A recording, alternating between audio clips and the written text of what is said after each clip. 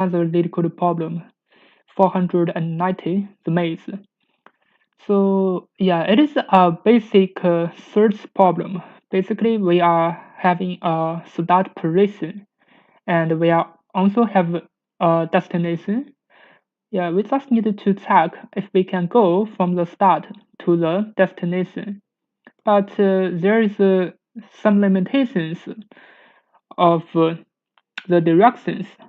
So from the start, we can go for directions, but we cannot stay in the middle. So for example, yeah, it's just like playing a game. And so this game is just, there is a ball, and this is just the base of the game, and you put it horizontally, and you wanted to put that ball inside the hole or inside this gate. But here you cannot let it stay just in the middle. So for example, this ball can only stay here, and it can go left until to the wall, can stay at this position.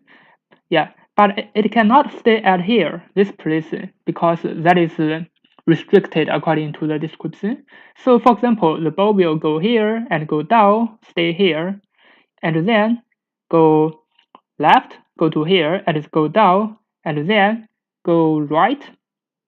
Yeah, go right, go to this wall position, and then go down and go to the door. Yeah, so you can use the DFS or BFS to solve the problem, but you need to do a little bit of trick. Yeah, just to avoid such positions. It cannot stay in the middle. It must be some positions that can hold the ball. So the ball cannot stay here, but it can stay here. Yeah, so basically it's the same. So I'm going to use the BFS to solve the problem. But while we are checking the directions, we need a little bit of trick. It is not so difficult. It is also very basic programming, and we can deal with that. It means if the ball were to go down, it cannot stay here. It must stay at this position, can stay here.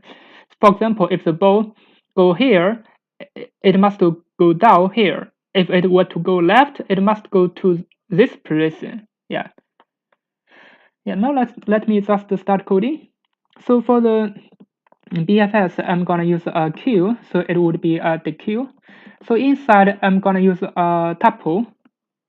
So yeah, the tuple will be a start, and I also need a visited set. So the visited set inside, it would still be a tuple. Inside the tuple, it would be a start, because the start is a list. It is just the positions on the maze. Yeah.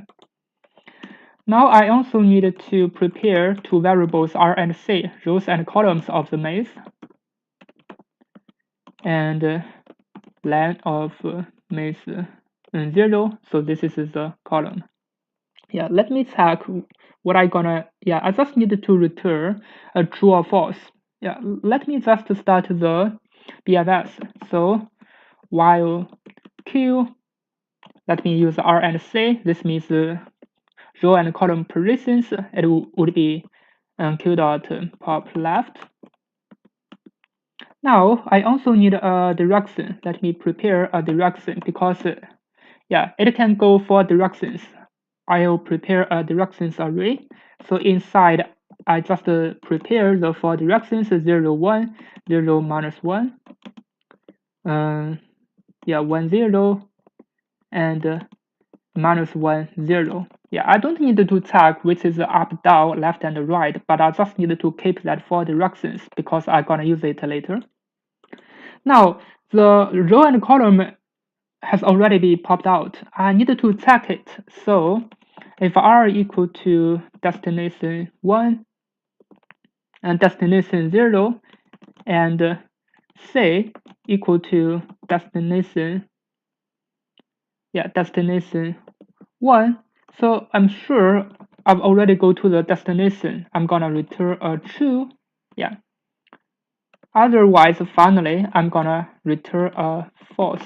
But before I return false, I need to check. Yeah, because this row and column has already been popped out. Yeah, if it is didn't return a true, I need to still search it by using the BFS. So let me use another variable, dr and dc. So for dr and dc, it means I will go up, down, left, or right. It always depended on the directions. So for dr dc in directions, so currently I will update my new row and new column. Yeah, but it will not be dr plus r, r plus dr, c plus dc, because it cannot just go one person. If it were to go down, if there's no obstacles, no walls, it will go down to this person. Yeah, so that is why I need a tag. So inside of the tag, it will still be my current position and my directions. So directions will be dr and dc. Yeah. So now my row and column has already been updated. Yeah, so this is the new row and the new column. And I'm sure this row and column will be kept inside the boundary. It will not be go out of the boundary because this check function will control about it. So I will not check if it is inside the boundary or not because I'm sure it will be inside the boundary. So this row and column must always be valid. Yeah. So that is why I don't need to check, but I need to check if it is inside the visited set or not. Yeah. If a row and column are not in visited, I need to put it inside the visited set. Yeah, visited need to add this row and column. And similarly, I need to put it inside the queue. So queue.append, it will be a tuple with row and column. Yeah. So this is the entire code. As you can see it, it's basically the BFS structure. There's no difference. So the only difference is you just need to prepare a check function. Yeah. Yeah, because everything would be the same. It's not so difficult. Everything is template up to here. Yeah. Now let's prepare the check function. Normally I would put the check function here. Yeah. Let me prepare a check function. So for this check function, I will control the boundary. Yeah, because at here I didn't control it, but inside of the check function, I needed to control it. It means the row and column must be valid, must be inside of the boundary. Yeah. So for r should be more than and equal to 0 and less than capital R. And I also need to check a column. So for column, it should be more than and equal to 0 and less than capital C. And I also need to check if there is a wall or not. So add the maze R and C should be empty. Yeah, should be at empty place. It should not equal to 1. What I gonna do, I just need to go to the directions. So R would be updated with plus dr, and C, R would plus dr, and C would plus equal to dc. This means the row and column. For example, this dr and dc just means go down. It will go down until to this position. Yeah, but this is only inside the boundary. When I meet an obstacle, for example, this is 1. Yeah. So for example, this is 1. I've already go to here, and it is not equal to 1. It is inside the boundary. What I gonna do? I will still go down until I meet the obstacle. But I'm already inside the obstacle. What I need to do? I need to go back 1 step. Yeah, because currently I'm here. So I need to return one step back. So I need to return R minus dr and C minus dc. Why? Because currently, according to my while loop, I will go to the wall. If I go down, I will go to the wall. I will stand at this position, but I can't stand at the wall. I need to go back. So if I were to go back 1 step, I need to use R minus dr and C minus dc. This means I will be at this position. Yeah. Similarly, for example, I will go here, go here, or go here, or go here, or go here, or go here. But yeah, no matter which way, if I use BFS, I'm sure I will find the position if there is a destination. Yeah. So for this example, I cannot do that because even if I go here, go here, go here, but I have to go down or go up. Yeah, if I go up here, yeah, I will be. Let me check. Yeah, So this gonna be false. If I go here, I can go here, and I can go down, and I can go here. Yeah.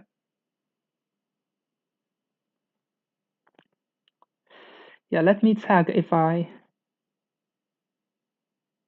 can go here, I can go down. Yeah, let me check. Yeah, there's no way I can go here, go.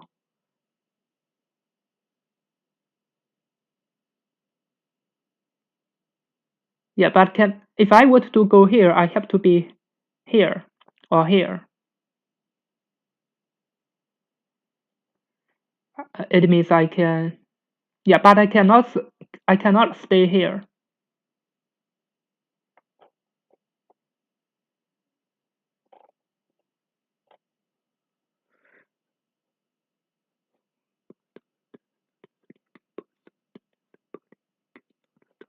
Yeah, so it means I can pass through the destination, but I cannot stop there. Yeah, even for example, I go here, go down, go here. I have to pass it. I cannot stay because according to the description, I cannot stay here. I have to pass. I can stay here. Yeah, if this is the door, it is okay. If this is the destination, or this is the destination, is okay. But if this is a destination, it is not okay or here because I cannot stay here. I have to pass it according to the description. Yeah. Now this is the entire code. Let me just run it to check.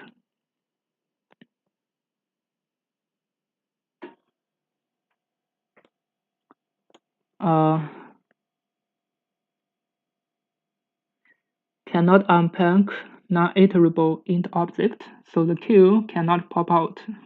I did something wrong, so inside of the queue it should be an array, and then I needed to use the tuple inside. It is similar like the set. Yeah. Now let me run again.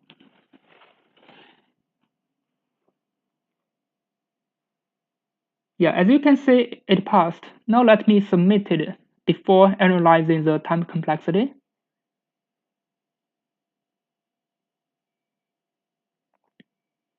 Yeah, as you can see, it passed and it's pretty fast. Now let's analyze the time complexity because it is always dependent on the R and C, I mean the rows and columns. So the M and N is just 100. So the time complexity is just M times N. So it is 10,000. Because while we are using the BFS, even we can go down to here or go left to this prison, but we can use the big O to analyze the time complexity. We just analyze it like a normal BFS. Yeah, we can analyze it just like we can go here, each of the steps. So that is M times N. Thank you for watching. See you next time.